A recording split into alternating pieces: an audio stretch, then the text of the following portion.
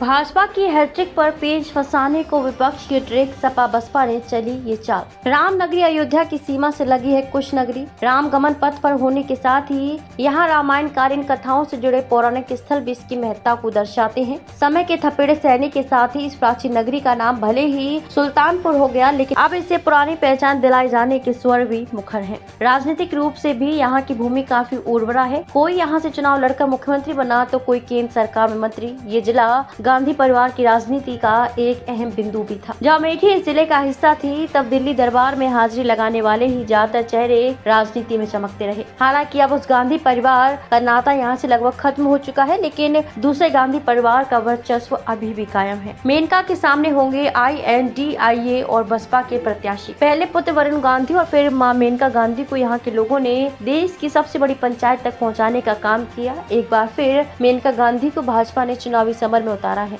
इनके सामने INDIA और बसपा के प्रत्याशी शामिल होंगे। चुनावी योद्धाओं की तस्वीर स्पष्ट होने के साथ ही अब यहाँ सियासी ताप बढ़ने वाला है। भारतीय जनता पार्टी ने सुल्तानपुर लोकसभा सीट से ज्यादातर चर्चित चेहरों पर दांव आजमाया है। इससे वह काफी हद तक कामयाब रही। हालांकि जब भी उसने स्थानीय नेताओं के मैदान में उतारा, वे चारों खाने चित हो गए। 1991 में पहली बार खिला कमल। 1991 में राम लहर के दौरान अयोध्या के संत महंत विश्वनाथ दास शास्त्री को टिकट मिला तो पहली बार यहाँ कमल खिला। इसके बाद 1996 व 1998 के चुनाव में देवेंद्र बहादुर राय लगातार 2 बार टिकट मिला तो वे भी जीत दर्ज करने में कामयाब रहे। हालांकि इसके बाद 3 चुनाव में भाजपा को शिकस्त का सामना करना पड़ा। तीनों बार स्थानीय प्रत्याशी थे। लगातार मिली हार से सबक लेते हुए भाजपा ने 2014 में एक बार फिर बाहरी और बड़े चेहरे का प्रयोग किया। युवा नेता वरुण गांधी को उसने यहाँ से मौका दिया तो वह पार्टी की विजय पताका फहराने में कामयाब रही। 2019 में दोहराया प्रयोग। 2019 के चुनाव में भी भाजपा ने वही प्रयोग दोहराया। पूर्व केंद्रीय मंत्री